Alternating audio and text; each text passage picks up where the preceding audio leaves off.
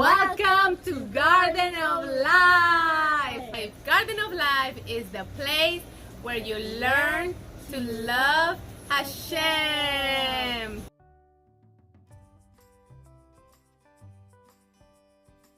Welcome to another episode of Garden of Life. Garden of Life is the place where you learn to love Hashem. Yes, say it with me. It's the place where you learn to love Hashem. Why is that? Well, because you read with me. You learn to love Hashem as you read the Torah, as you learn the beauties of the Torah and the amazing stories that we have here. So what do we have for this Parshat today? For this Parshat today, we have a story of a person that actually wanted to curse the people of Israel. It was the king of Moab. So his name was Balak, and Balak called a sorcerer, actually a prophet to the nations, but it was actually a sorcerer. So someone that had the ability to curse other people and to curse other nations, and it will come to pass. But this time, he could not do it because Hashem sent an angel to stop Balaam from cursing the people of Israel. But then he changed his mind. Did Hashem change his mind? No, he turned all the evil and he turned it into good. And everything ended up being a blessing instead of a curse. So come with me. We're going to do an artwork today based on this Torah portion. This Torah portion name is Balak. Balak was the king of Moab. So let's find out what actually the Torah says as you read with me. But first, let's see what's in the box. What is in the box this time? Let's see. Nice. We have, what is this? That looks like the giants from Parshat Balak. But no, let's see what it's this. Okay. We have a black construction paper. We have a giant. Ooh, what is this? Ooh, this is a glowing stick. Let's see how we're gonna use this. A glowing stick. We also have a fire. Ooh, we have fire. How nice. Okay, we have red fire and yellow fire. Okay, so what else do we have in here? We have winds. Oh. By the way, I want to tell you that this Parsha, even though my son is not with me today, this Parsha, he had the great idea for me to incorporate the glowing stick, okay, for this Parsha. Okay, let's do the Parsha together. Let's read together and let's begin. Let's see what this Parsha is about. Okay, so here in this Parsha we see that Balaam, it was a prophet of the nations, but he was actually a sorcerer. Oh my goodness. Balak, son of Zippor, saw that all that Israel had done to the Amorites. Moab became very frightening. So he actually he wanted to send Balak to curse him because he was frightened. He was afraid of the people.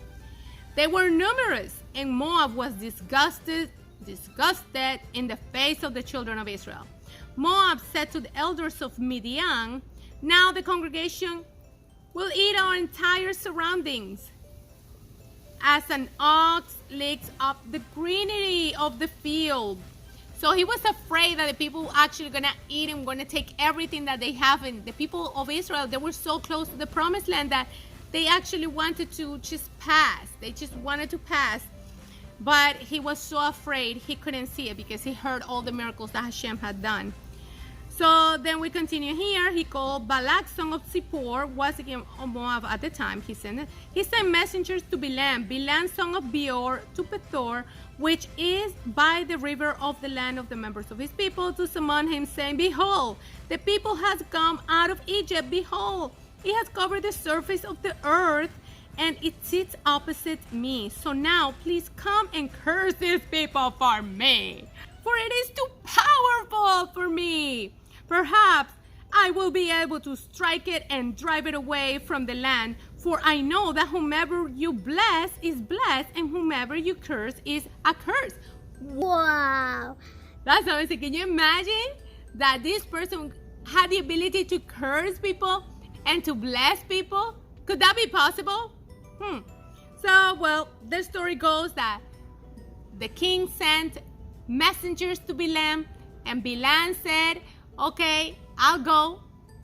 But then Hashem came to Balaam and said, no, you're not going. Look at this. Look what happened. God said to Balaam, oh, Balaam, you shall not go with them. You shall not curse the people, for it is blessed. Balaam arose early in the morning and said to the officers of Balak, no, go to your land, for Hashem refuses to let me go with you. The officers of Moab arose and came to Balak and said, Balaam refused to go with us.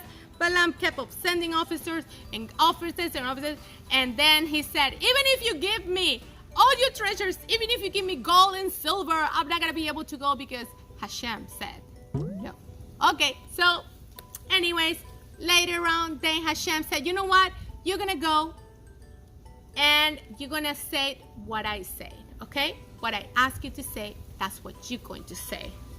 So let's do our artwork. I'm going to put the camera here, and as we're doing our artwork, we talk about this amazing Parsha, because you know what? I love each story of the Torah because it has everything in it. God sends his heroes, his angels. God, the way God protect the people, bless the people is just amazing. Okay, so what we're going to do is that we are going to place our angel here. I believe your paper is longer. I think so. If not, you can place it in the center. If not, you can let the head coming out like this. Okay, so what we do is that we glue our angel. Okay, and well, we're not gonna glue the angel first. First, we're gonna glue the wings. Okay, so you put your wings in the middle, and that's how it's gonna look. You're measured it. So this is how it's gonna look. So we're gonna glue the wings first on the top part. Measure it. Just a little bit. Don't do the whole page. Just a little bit. So that way you are able to. You can put the. It's okay if the wing comes out a little bit. You are able to do this to the wings. You want like this. Right, and then you add a little bit of glue here in the middle, in the center, and you place your angel. You believe this angel stopped Balaam 3 times. Balaam could not see the angel, but the she donkey that was with him actually saw it and was so afraid. So what is the next step? This is what we're doing. You're gonna grab your stick, okay, on the top. Now you're gonna need glue, or you're gonna need a sticky paper. You can do sticky paper, you can do glue, or this one, of course, is with the help of an adult. You can use crazy glue as well. So for this part, if you don't have the glue, you have regular tape, clear tape. Put it as closer to, like in the middle, like this, and just put it on the side like this. Oh, there you go. Fireworks are gonna start. There you go. Okay, so we leave it like that. See.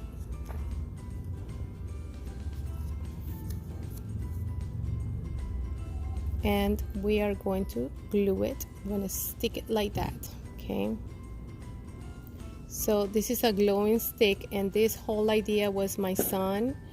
So exciting. I couldn't believe it. He gave me this great idea of to put the fire. So this is what you're gonna do. You're gonna grab your fire and you're gonna put it right here. You're gonna use tape, and you're gonna just hold your fire right in the middle like this. Okay, don't worry too much about the hands. You're not gonna be able to see it at the end.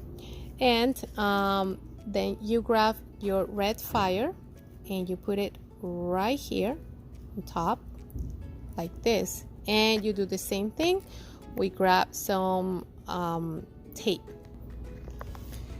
And then you can put the third layer of fire in here. And ta-da! There you go. You have it. There you go. You have it right here. So what you do is that with the glue, you can glue it. You can glue the hands like that.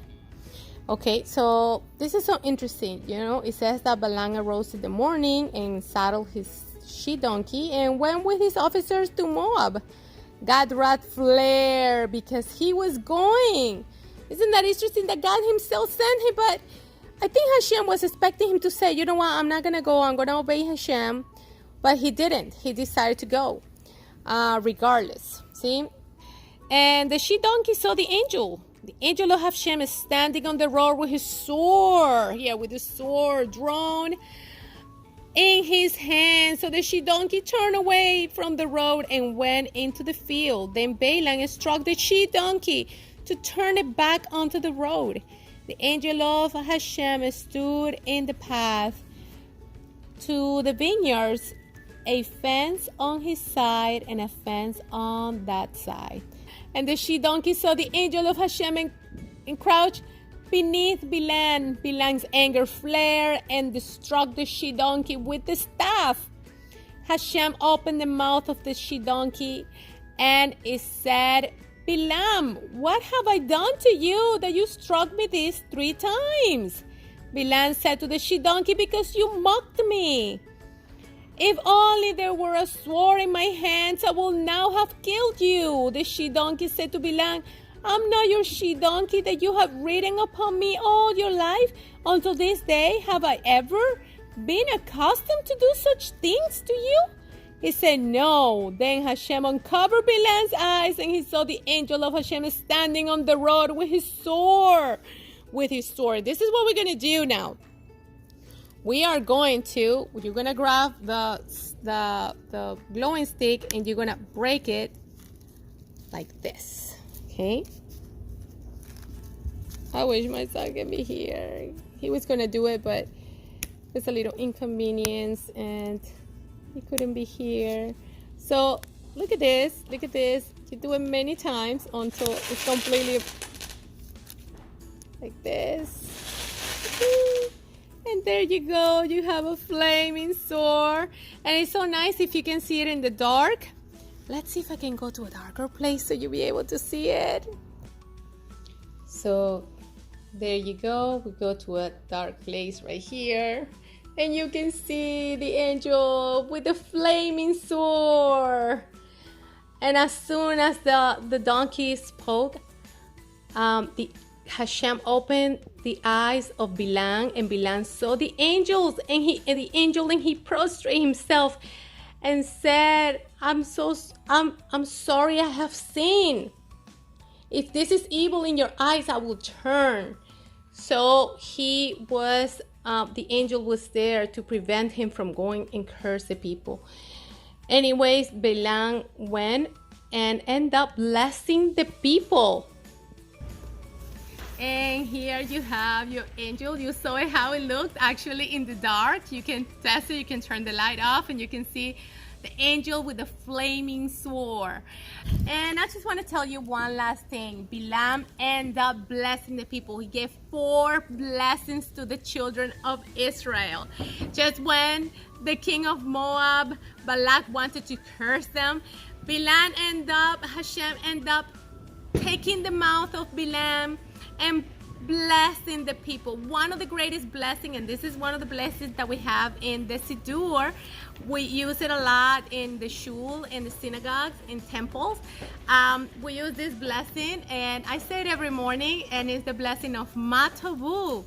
This is one of the artworks we did last year. And you can see here Balaam. You can see the tent, and that he had no choice but to bless the people. because Bilam saw that the Shekinah, that the presence of God dwelled in modesty, in the modesty of the way they were with their neighbor. He had no choice but to send a blessing instead of a cursing. It was so beautiful that he sang this song. He sent this blessing, and this is the song that we sing in the synagogue or in the shul, a temple. We sing, Ma tovu ochalecha Yaakov, mishkenotecha Israel. What does it say? It says, how goodly are your tents of Jacob, your dwelling places of Israel. So it was so beautiful. So at the end, what do we learn from this lesson? Later in this parsha, we learn that the king of Moab could not curse the people, could not do anything because Hashem had blessed the people. But sadly, we also saw that the people of the children of Israel also fell when they started mingle with the people of Moab and they started worshiping idols and doing other things. They end up cursing themselves, and it was so sad. But what is that we learn from this story? There is angels among us, even though you don't see them, but we have angels. You have an angel, I have my angel. Israel, Hashem himself guard Israel, and there is an angel for each nation. And when Hashem is involved in something, he will send angels to protect you, like the psalm said, that he will send angels to guard you. So isn't that amazing that he had to send an angel with a flaming sword first to strike the she-donkey? And a donkey, a talking donkey. I mean, what would you do if you hear a talking donkey? You're gonna be like, hey donkey, what are you doing this and having a conversation? I will be like running away, like, what, is she talking? But it seems like this was actually normal for Bilam, hear animals talking. But he prostrated himself before the angels, and he realized that what he was doing, it was wrong and it was evil. And at the end, the blessing of Hashem prevailed. And one more time, say it with me. Ma tovu ochalecha Yaakov, mishkenotecha Israel. How goodly are your tents of Jacob, your dwelling places of Israel. Thank you for being part of this parsha, and I see you in the next parsha. Thank you for participating in Garden of Life. Garden of Life is the place where you learn to love Hashem. Shalom, shalom.